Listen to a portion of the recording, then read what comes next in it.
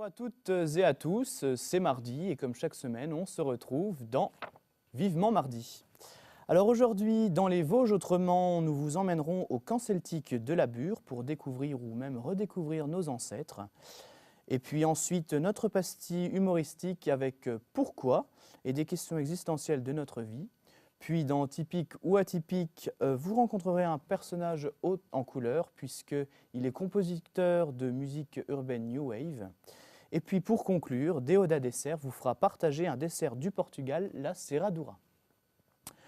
Comme vous le savez, nous aimons vous faire voyager à travers les Vosges.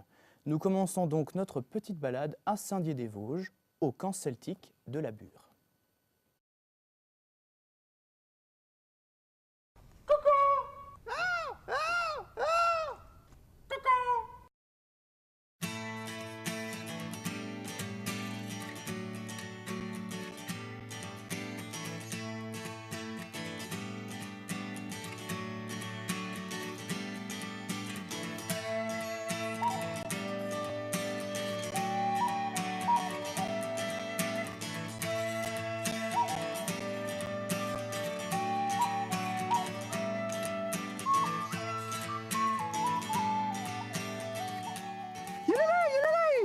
Oh, pardon, je vous avais pas vu.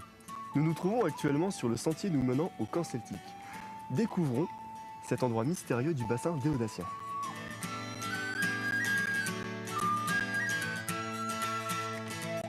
La fréquentation du camp a augmenté à la moitié du second âge de fer.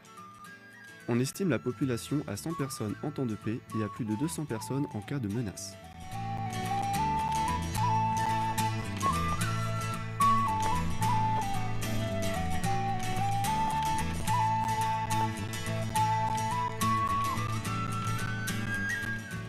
Nous sommes arrivés au camp celtique de la Bure, camp gallo-romain qui fut une place forte sur le bassin déodatien à l'époque. Pour vous donner un ordre de grandeur, ce camp mesure 300 mètres de long, 120 mètres de large pour 700 mètres de circonférence. Allons découvrir les spécificités de ce parc. Au centre de ce domaine se trouve encore une cabane d'archéologues en cas de nouvelles fouilles. Cela vous explique en quoi ce territoire est exceptionnel. Comme témoignage de l'activité de ce camp, nous avons par exemple cette stèle funéraire d'un forgeron et sa femme, ce qui prouve l'activité et la maîtrise du fer de ce peuple. C'est formidable.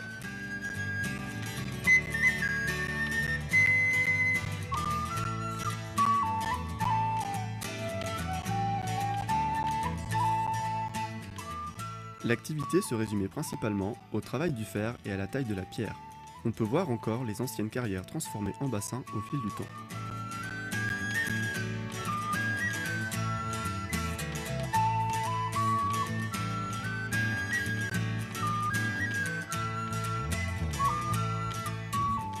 J'espère que cette visite vous aura plu. Je vous souhaite une bonne fin de journée et adieu.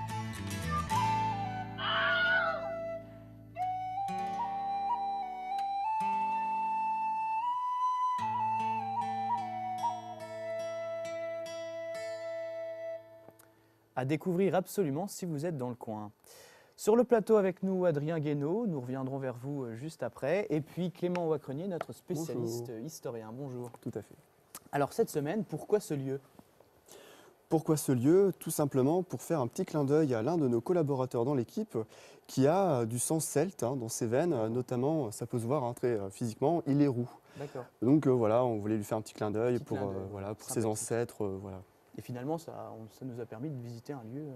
Un lieu exceptionnel, Voilà. oui. Alors, on m'a souvent dit qu'on ressent une atmosphère différente là-haut. Mhm. On ne sait pas, il se passe quelque chose de particulier, peut-être l'âme de nos ancêtres, j'en sais rien. Est-ce que vous avez ressenti ça lors du tournage ? Alors tout à fait, oui, avec l'équipe, on s'est demandé par quoi nous étions en quelque sorte habités. On s'est regardé et puis on s'était dit, mince, on entend des petits chants celtes, des voix un petit peu flottantes dans l'air. On a même croisé des petites silhouettes au fond de la forêt. Alors des cueilleurs de champignons ou une forme, enfin une mystique, voilà, c'était très mystérieux, c'était très très fort. On fait marcher l'imagination d'ailleurs. Voilà, tout à fait, un peu, voilà, un peu mystique. C'était troublant. Voilà. D'accord. Alors petite question pratique, comment accède-t-on au lieu ? Est-ce qu'il faut marcher beaucoup? Est-ce qu'on peut prendre la voiture pour y accéder? Comment ça se passe? Alors tout simplement en voiture, à partir de Saint-Dié-des-Vosges, direction la Voivre, hein. Bon après c'est indiqué sur les panneaux, hein, le D'accord. camp celtique. Par la suite, en voiture, donc, nous arrivons sur un parking et après, bon, faut marcher, hein. Il y a Oui. entre 10 minutes et 20 minutes de marche, hein, D'accord. tout dépend. C'est pas excessif, ça va. Voilà. Par contre, ça grimpe un peu, hein, Oui. pour les sportifs. S'ils veulent courir, c'est très bon pour eux. D'accord. Est-ce qu'il y a des visites guidées qui sont organisées ou est-ce qu'on visite le lieu par nous-mêmes? Oui, donc l'Office de tourisme de Saint-Dié-des-Vosges organise donc, des visites guidées, notamment le week-end. D'accord. Sinon, c'est ouvert au public, libre d'accès, totalement gratuit. D'accord. Il y a des parcours, Voilà, j'imagine. oui, on peut il y faire a le des parcours tour. un petit peu partout dans le domaine. C'est bien expliqué. Tout à fait, il y a des petits D'accord. panneaux explicatifs au fur et à mesure des endroits visités sur le camp et D'accord, à c'est bien découvrir. fait, voilà, à découvrir. Merci Clément. Alors, comme d'habitude, petite pause humoristique avec Pourquoi, et on se retrouve juste après avec Adrien Guénaud pour en parler. Eh, mais en fait.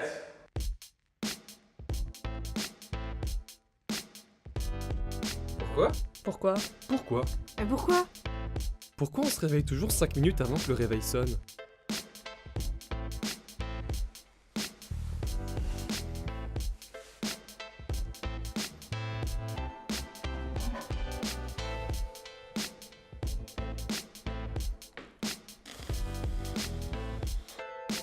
Pourquoi les filles trouvent toujours les bébés trop mignons?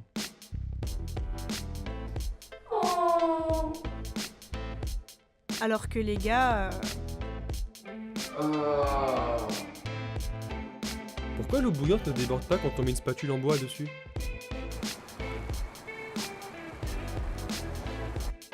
Pourquoi quand l'ordi plante on tape dessus?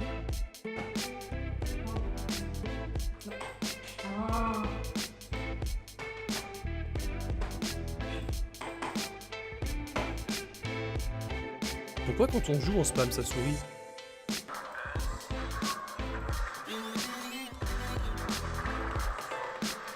Pourquoi quand on achète des fringues, elles nous vont toujours mieux en magasin?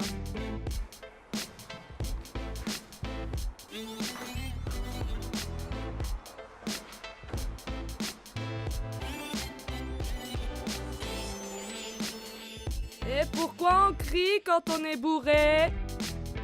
Ouais, Margot, t'as vu l'épisode des experts hier? Et non, le mec, le mec, pour faire croire que c'était pas lui, il a pris du scotch sur l'empreinte digitale et il l'a mis sur l'interrupteur. Énorme, truc. Non, mais par contre, t'as vu celui où il y a la nana? Elle est découpée, démembrée dans la poubelle. Ouais, et l'autre, il vient de... Ouais, non, celui-là, je l'ai pas vu, mais. Non, je l'ai pas vu. Mais j'ai vu l'autre. Pourquoi c'est toujours les musiques de merde qu'on retient? Qu'est-ce qu'on est serré au fond de cette boîte? Chante les sardines, chante les sardines. Ah, qu'est-ce qu'on est serré au fond de cette boîte? Chante les sardines entre lui et les aromates. Eh? Pourquoi on se pose ces questions de merde?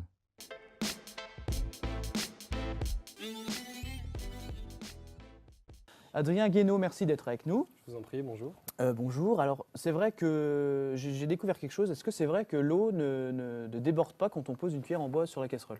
Mais écoutez, oui, ça peut paraître surprenant dit comme ça, mais j'ai fait l'expérience moi-même parce que je ne croyais pas ce qu'il se disait. Et je vous assure que ça marche quand on fait cuire par exemple des pâtes dans l'eau bouillante.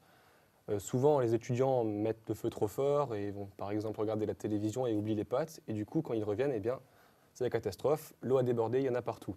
Alors du coup, on m'a dit que si on prenait une spatule en bois, une cuillère en bois, un objet de la sorte, qu'on le mettait dessus, l'eau allait gonfler en faisant beaucoup de bulles, mais n'allait pas déborder. D'accord. Et j'ai essayé, je vous assure que ça marche. Donc ça marche. C'est vraiment très pratique. D'accord, bah, j'ai appris quelque chose, c'est bien.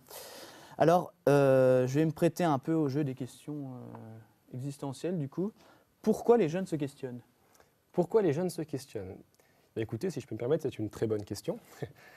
Les jeunes se questionnent, je pense, parce qu'ils cherchent à combler les vides de leur vie.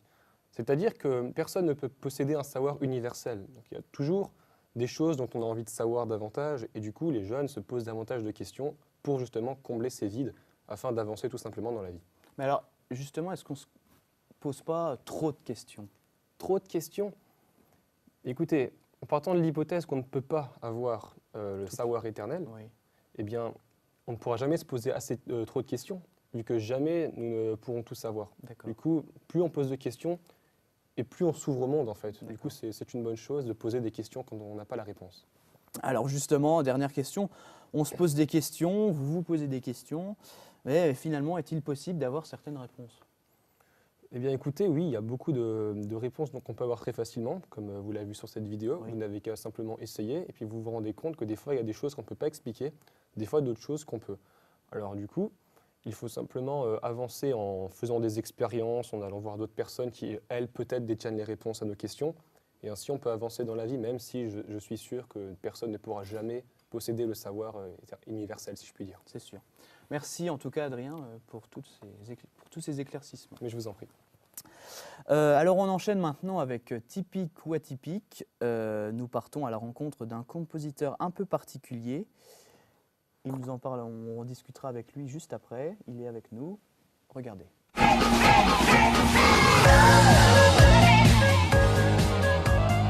Comme toutes les semaines, on se retrouve dans Typique ou Atypique, la rubrique qui vous présente des métiers peu connus et des personnages atypiques. Aujourd'hui, rendez-vous avec un homme extraordinaire, un des meilleurs dans son domaine. Rencontre avec Monsieur Delamotte. Roger Delamotte, bonjour. Roger Delamotte, s'il vous plaît. D'accord. Roger, bonjour donc. Bonjour. Merci de nous accueillir. Vous avez très peu de temps, on va faire vite. Oui. Vous êtes compositeur de musique urbaine New Wave. Oui, oui. Après un BEP mécanique, vous intégrez l'École internationale du bruit urbain à Charleville-Mézières. Première question, depuis combien de temps finalement avez-vous cette passion et cette envie d'enregistrer des bruits et en particulier des bruits urbains? Très bonne question, quoique un petit peu gênante, vous allez voir. Alors c'est spécial. Après mon BEP, donc en mécanique, un soir d'été, j'ai été dans mon bain et j'ai flatulé. J'ai fait un gaz. Je ne vais pas vous faire un dessin, mais finalement un gaz, quand il sort de l'eau, il fait du bruit. Ça fait des bulles, c'est rigolo. Mais ce bruit, ce son, il m'a évoqué, il m'a dit « Mince, Roger, mais ce son, il est beau. » Et je me suis dit « Mais tous les sons de la vie qu'on entend, une souris et tout, on n'y fait pas attention. » Et ça a été mon déclic. Parce que finalement, un son, c'est une action. Un bruit est un son. Un bruit est une action. Du coup, je me suis dit, il faut faire ça. D'accord, c'est ce P finalement qui a tout déclenché, on va dire. Oui, pour résumer, oui, c'est ça, exactement.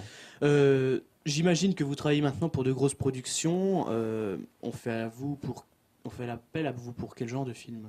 Alors, je ne fais pas beaucoup de films. Il y a des films que je refuse parce qu'ils ne m'intéressent pas. Tout simplement. Mais dernièrement, le dernier film où j'ai travaillé, c'était Avatar de James Cameron. James Cameron, dans son film, il y a des queues au niveau des cheveux. Oui, bien sûr.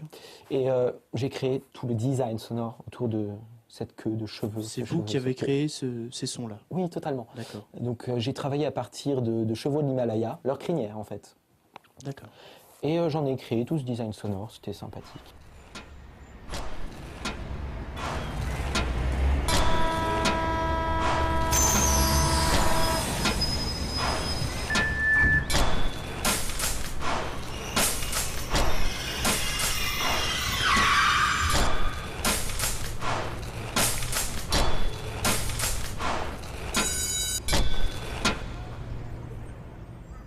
Vous parliez de l'Himalaya à l'instant. J'imagine que vous voyagez beaucoup justement pour capter des sons différents et d'autres ambiances. Alors oui, je voyage beaucoup, je voyage tout le temps. Travailler pour moi c'est voyager. Pas pour tout le monde bien sûr, mais pour moi c'est voyager. Parce que tout est son. Bien sûr. Je vais dans le train, c'est un son. Je vais dans l'avion, c'est un son. Même plusieurs sons. Donc un paix à Bangkok n'est pas le même qu'à Paris. La reverberation n'est pas la même. Ce n'est pas le même son. D'accord. Donc finalement, il faut que j'aille d'un endroit à l'autre. Il y a des endroits où les sons sont mieux, des endroits où les sons sont nuls. Et justement, quelles villes sont pour vous les meilleurs endroits pour capter des sons? À Saint-Dié-des-Vosges, ici, on a un son très intéressant. Ce n'est pas le meilleur pour moi, mais il est très intéressant. Il se situe boulangerie, pâtisserie Saint-Laurent, Rutière, exactement.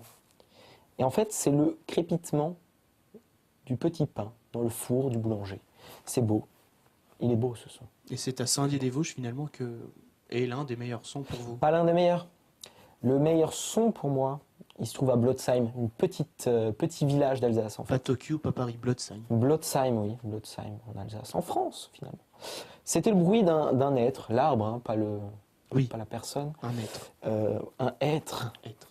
Tout à fait. Être, il y a un H, c'est important, le son, Bien sûr. les syllabes. Donc, quand les feuilles s'entrechoquent finalement, là, ça c'est un beau son. Belle réverbération. Bravo Blotzheim. Et c'est à Blotzheim. À Blotzheim. Finalement, est-ce que vous avez une anecdote à nous raconter qui Oui, serait bien sûr. extraordinaire Alors oui, pour une anecdote, bon évidemment j'en ai des milliers, forcément. j'en ai plein.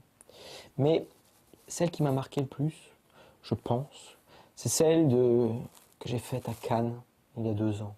Festival de Cannes. Festival. J'ai réussi à enregistrer le grincement de dents de Clint Eastwood. D'accord. Clint Eastwood, en fait. Un Et son peu commun. un son, bien sûr, effectivement. très peu commun. Et en fait, cette célébrité était en train de regarder le film Mommy de Xavier Dolan. D'accord. Et j'ai pu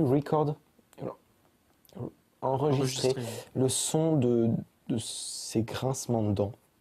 Et c'était pour le... Ouais. Moment Ça me d'émotion. choque encore, oui. Moment d'émotion. Oui, c'était beau, un beau son. D'accord. Une belle mâchoire, un beau son, finalement. Merci beaucoup Roger pour pas ces de moments souci. d'interview et ces moments de partage. Bonne suite, bon prochain tournage, Merci. bon travail et puis à bientôt. Merci beaucoup. À bientôt. Au revoir. Au revoir. Retour en plateau avec Loïc Arzur. Je reviens vers vous juste après. Et surtout, notre invité exceptionnel, Roger Delamotte, est avec nous. Bonjour, Roger.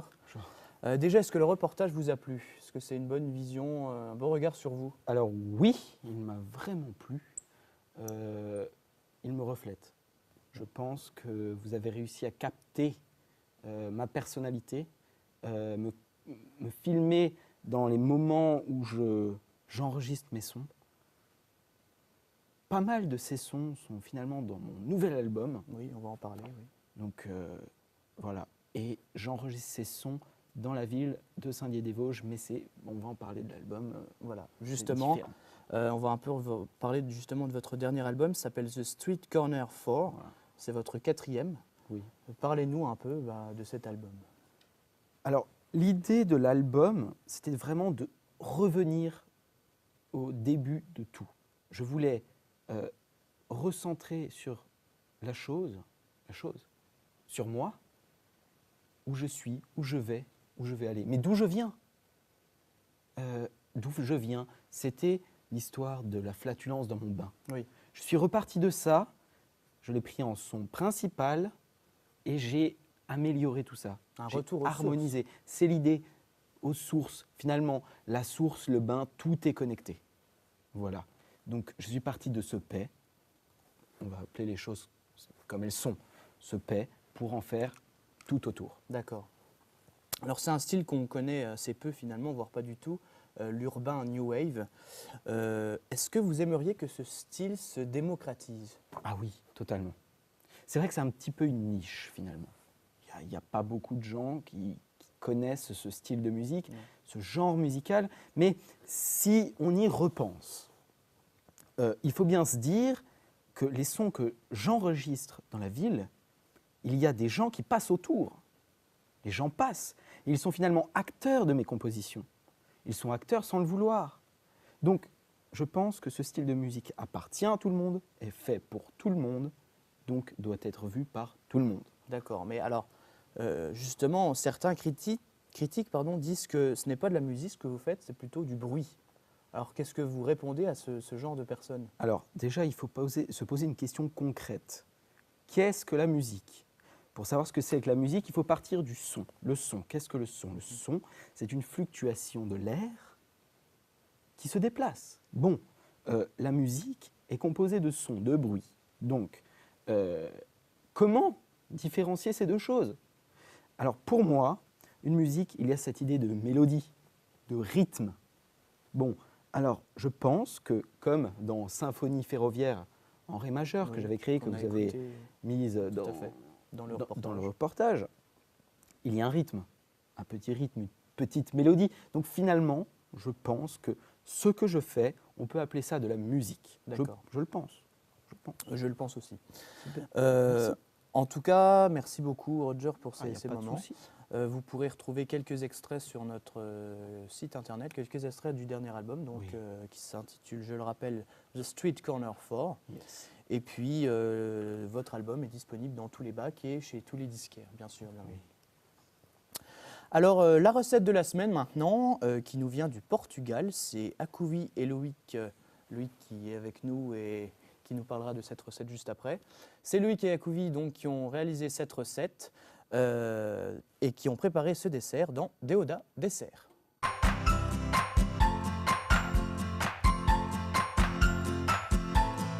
Mesdames et messieurs, bonsoir. Eh bien, nous voilà à un nouveau numéro de notre émission Déodat Dessert. Aujourd'hui, nous n'allons pas rester dans les cuisines vosgiennes, mais plutôt notre recette nous fera voyager au Portugal. Notre chef Loïc nous fera découvrir un dessert serradura. C'est un dessert qui est fait principalement avec des bolacha Maria, qui sont des petites galettes typiquement portugaises. Ce sont des petits gâteaux que les Portugais mettent avec absolument tout. On les trouve très facilement dans les rayons épicerie internationale des grandes surfaces, généralement. Et dans tout ce qui est magasin spécialisé, c'est impossible d'entrer dans une boutique portugaise sans en trouver. Pour cette recette, vous aurez besoin d'une certaine quantité de lait concentré et de la même quantité de crème fraîche et d'autant de bolacha Maria que vous le jugerez nécessaire. Versez le lait concentré et la crème dans un saladier. Mélangez le tout jusqu'à obtenir une pâte homogène. Prenez vos galettes et effritez-les dans la pâte.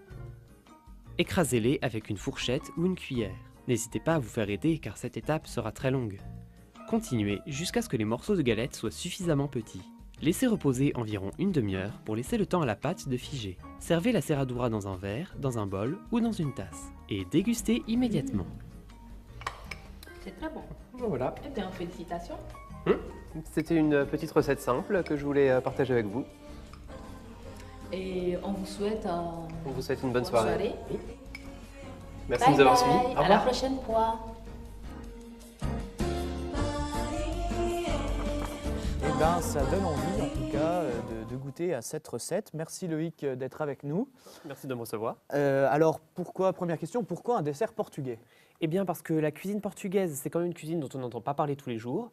Et il y a énormément de cultures en Europe, mais on voit souvent que ce sont surtout les cultures françaises, allemandes ou italiennes qui sont privilégiées. Et on a rarement l'occasion de voir des recettes qui viennent par exemple du Portugal, de la Roumanie ou du Danemark. D'accord. Alors, c'est une recette assez simple, non ? Oui, très simple. Elle est faite justement pour être réalisée rapidement. Des ingrédients, qu'on très trouve simples. facilement. Oui, les bolacha Maria sont un petit peu les spéculoos du Portugal. D'accord. Alors, donc on vient de parler du temps de préparation, mais c'est vrai que c'est une recette assez peu coûteuse à ce que j'ai vu. Oui, c'est les bolacha Maria sont on en trouve vraiment partout, c'est pas cher et ça permet de faire une multitude de recettes. Par exemple, il est possible d'en faire des flancs qui s'appellent la baba di camel, ça peut encore être un ingrédient qu'on peut ajouter à des desserts existants comme des pastels de nata. D'accord. C'est aussi une recette portugaise Oui, le pastel de nata qui est aussi du Portugal. Alors, après quel repas ou plat, portugais ou non d'ailleurs, peut-on servir de la serradura ? Généralement, ça se sert après un dîner assez léger. C'est généralement quelque chose qu'on se prépare si un repas, sans mauvais jeu de mots, nous laisse un petit peu sous notre faim. Ça se fait rapidement. C'est assez conséquent. Oui, c'est vraiment une recette très bourrative, très calorique aussi. Donc un petit creux et là… Voilà, vous êtes sûr de ne pas avoir faim après en avoir mangé. D'accord. En tout cas, merci Loïc pour cette recette qui nous met en appétit. Merci donc à tous de nous avoir suivis. Merci à nos invités. Tout de suite, notre journal sportif. Et puis surtout, vivement mardi prochain. Merci.